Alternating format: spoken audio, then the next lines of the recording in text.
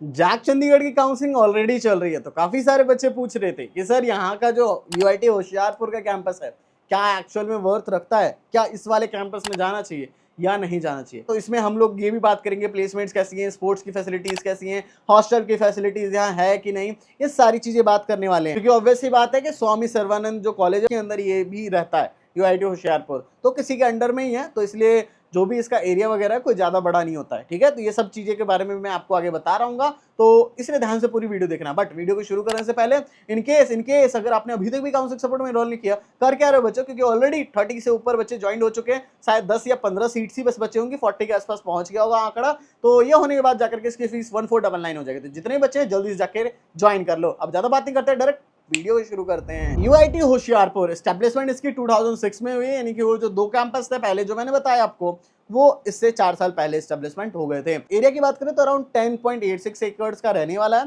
क्योंकि ये बहुत बड़े कैंपस के बीच में है, बट हाँ इसका एरिया इतना ही है लगभग।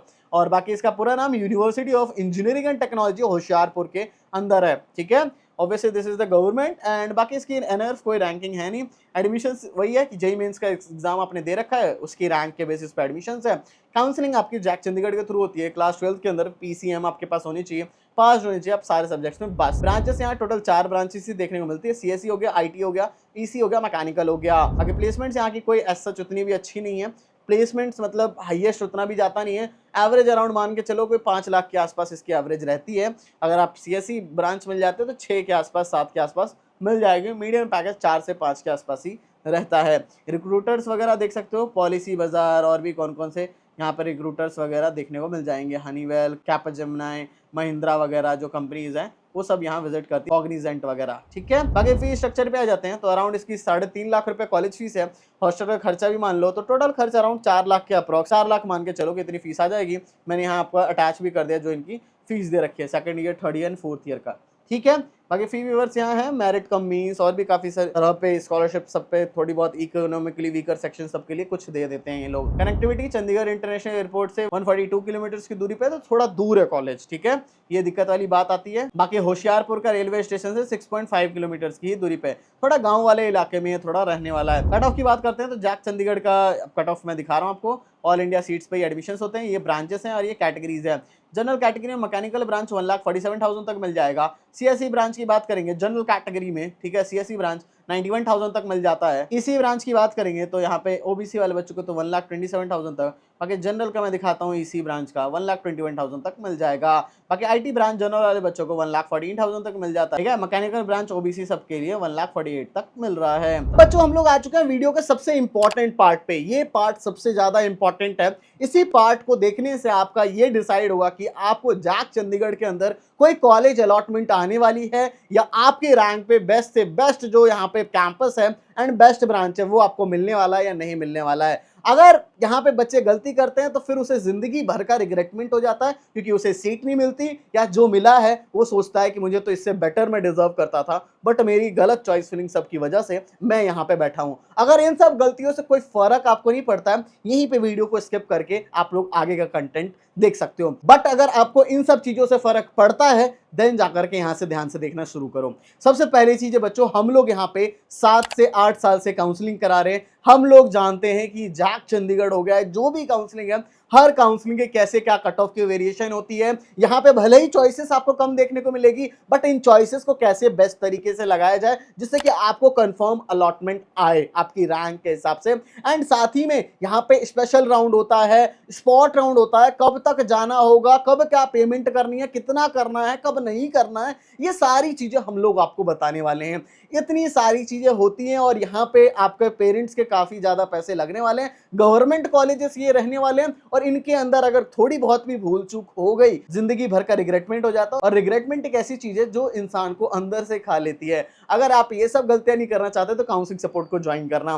काउंसलिंग सपोर्ट के फीचर्स की मैं बात कर लेता हूं। तो सबसे पहली चीज है कि आपको जैसे ही ज्वाइन करते ही आपको एक कॉल आता है। ठीक है, एंड कॉल आने का मतलब हो गया एक कॉल सपोर्ट रहेगा एंड साथ ही में एक पर्सनल मेंटर भी आपको अलॉट कर दिए जाएंगे, जिनको कि आप अभी से लेकर के जब तक आप लोगों का पूरा कॉलेज तक नहीं पहुंचते तब तक अपने डाउट वगैरह पूछ सकते हो। इसके साथ साथ ही साथ आपको एक व्हाट्सएप ग्रुप भी ज्वाइन कराया जाएगा, जिसमें वो सारे बच्चे होंगे जिन्होंने भी जैक चंडीगढ़ की काउंसलिंग ले रखी है, वो सारे पेड काउंसलिंग वाले बच्चे होंगे, जिससे कि वो सारे बच्चे इसी कैंपसेस में जाएंगे, तो ऑलरेडी फ्रेंड सर्कल वगैरह ये सब आप लोग ऑलरेडी बना सकते हो। इसके बाद आ जाता है आपका मोस्ट इंपॉर्टेंट चीज, that is the personalised choice filling. आपकी जो ये चॉइस फिलिंग होने वाली जैक चंडीगढ़ की, वो आपके जो मेंटर है वो खुद से भी फिल कर देंगे, ठीक है, पर्सनलाइज आपसे बातचीत करके, ठीक है। तो ये पर्सनलाइज चीज रहेगी। इसके अलावा जाकर के जो भी डाउट्स आपके डॉक्यूमेंट्स के रिलेटेड, स्कॉलरशिप के रिलेटेड, या सारी के सारे डाउट्स आपके क्लियर हो रहे होंगे। तो इतनी सारी चीजों के लिए अभी के लिए चार्ज कितना है? ओनली 999। ऑलरेडी काफी सारे बच्चे ज्वाइन हो चुके हैं, लगभग 20 से 25 सीट्स आपकी आसपास बाकी होगी, और ये सीट्स जो है कुछ ही दिन में, 1-2 दिन 3 दिन के अंदर